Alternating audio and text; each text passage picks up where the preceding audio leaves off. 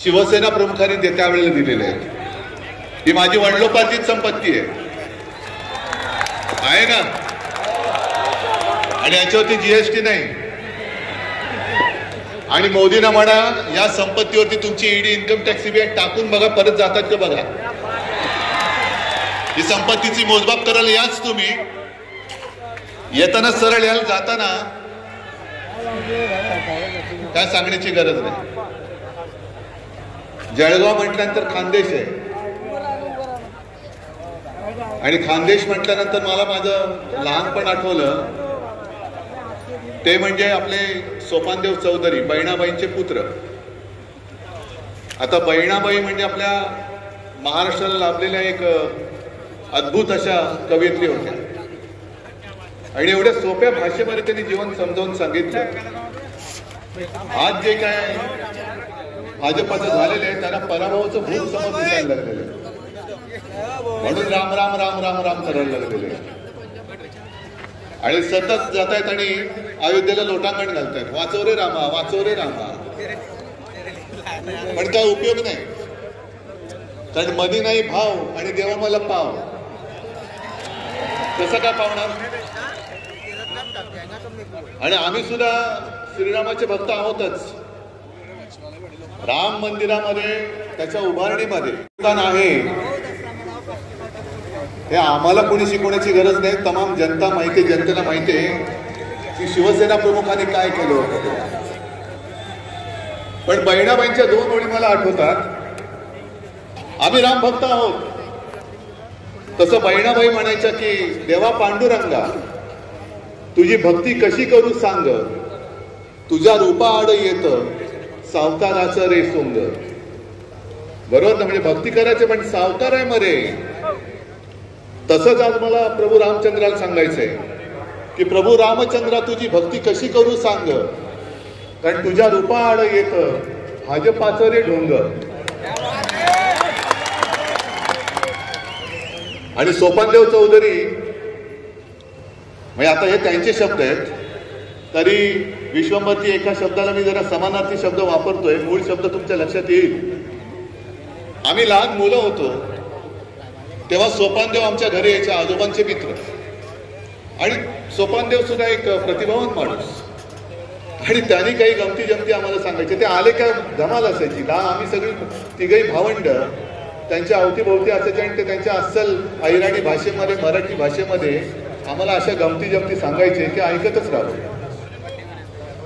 हे मी मुद्दामून का ऐकवतोय, कारण आजच्या परिस्थितीला ते चपकल बसतंय. आज सुद्धा संपूर्ण देशात असंतोष पसरलेला आहे. येत्या 4 जूनला लोकशाहीचा विजय उत्सव संपूर्ण भारत साजरा करणार आहे. मोदी सरकारचं विसर्जन करणार आहे. आणि तरी देखील काही जण जे अंधभक्त आहेत की त्यांना अजूनही ते मोदी मोदी मोदी करतायत, मोदी सरकार मोदी सरकार. तर त्यांना मला सोपानदेवांची ती कविता ऐकवायची. कविता म्हणजे त्याने अशीच, त्याला वात्रटिका म्हणा, काही म्हणा, आणि एक शब्द समानार्थी वापरला आहे. येड्याच्या पार्श्वभागावर, आता आम्ही समानार्थी शब्द वापरला, म्हणजे काय शब्द असेल तुमच्या लक्षात आलं असेल. येड्याच्या पार्श्वभागावरती उगवला बाबूळ. म्हणतो कसा, सावलीला बरं आहे, पण अरे येड्या त्याची मुळं कुठे गेले ते कळते का तुला. तसं हे बाबलीचं जाण्याच्या पार्श्वभागावरती उगवलंय. सावलीला बरं आहे म्हणताय, पण मुळं किती खोलवर गेलेत हे त्यांना कळत नाहीये. अजूनही जप चाललेला आहे. आणि 10 वर्ष झाली आम्ही सुद्धा बरोबर होतो. मला उन्मेष दादा आणि करण तुमचं खरंच मला कौतुक करायचं, जाहीर सभेत कौतुक करायचं, कारण तुम्हाला नुसतं तिकीट दिलं नाही म्हणून तुम्ही निघालात अशातला भाग नाही. साधारणतः एक दुनिया अशा पद्धतीने जाते की विरोधी पक्षातली माणसं हे सत्तेच्या पक्षात जातात, सत्ताधारी पक्षात, आणि त्या प्रवाहामध्ये ओणखी सुद्धा वाहून जातात. लागतात पहिली तिराला कुठेतरी, ओणकाच असतो तो. त्या ओणक्यावरती नंतर बेडकं बसतात, माशा बसतात, कारण ओणका काहीच करत नाही, तो प्रवाहाबरोबर वाहत जातो. पण तुम्ही प्रवाहाच्या विरुद्ध पोहत जाऊन सत्ता आणण्यासाठी शिवसेनेत आलेला आहात. ही लढाई ही उन्मेषदाराची नाहीये, ही लढाई करंडाराची नाही. ही लढाई तुमची लढायला ते उभे राहिलेले आहेत. तुम्ही त्यांना साथ देणार आहात की नाही हा प्रश्न, हा विषय, हा 4 तारखेला कळणार आहे. केवळ काहीतरी त्यांना तिकीट नाकारलं तसं नाही. एक माणूस उमेदीने काम करत असतो. आणि खरं सांगतो तुम्हाला की उन्मेष जरा तुम्ही जेव्हा भाजपात होते आणि काम करत होता, नंतर आमची युती तोडली, भाजपने वर ते भाग सोडा. पण आम्हाला सुद्धा एक समाधान होतं की एका चांगल्या माणसाला आम्ही 19 साली साथ दिली. चांगलं काम करतोय आणि गाडं कुठेतरी रुळावर येते, अशा वेळेला तुम्ही त्याला बाजूला करता. तुम्ही कोणाला उमेदवारी द्यायची तुम्ही द्या, त्यांच्यावरती मला काही टीका नाही करायची, पण वापरा आणि फेकून द्या. जेव्हा तुम्हाला भाजपला गरज असते तेव्हा माणसं वापरायची, पक्ष वापरायचे आणि त्यांचा उपयोग संपला की फेकून द्यायचं. देवेंद्र फडणवीस जे बोलतात की मोदींच्या इंजिनाला विकासाचे डबे आहेत, काय बोललात? ऐकायला नाही आलं?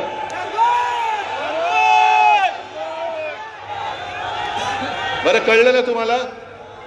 ठीक आहे. देवेंद्र फडणवीस जे बोलतायत की मोदींच्या इंजिनाला विकासाचे डबे आहेत.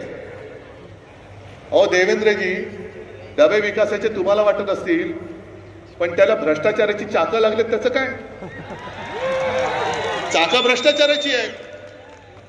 म्हणजे मी अनेकदा बोलतोय की 14 साली आणि 19 साली आम्हाला सुद्धा अभिमान होता, अरे काय पंतप्रधान आहे हो, काय माणूस आहे.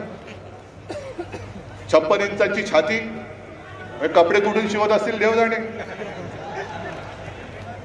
आणि काय रुबाब, एक अकेला सब पे भारी आणि सोबत सगळे भ्रष्टाचारी, सोबत सगळे भ्रष्टाचारी. म्हणजे आता भाजपचा पक्ष राहिलेलाच नाहीये. भाजपा पूर्वीसारखा राहिलेलाच नाहीये.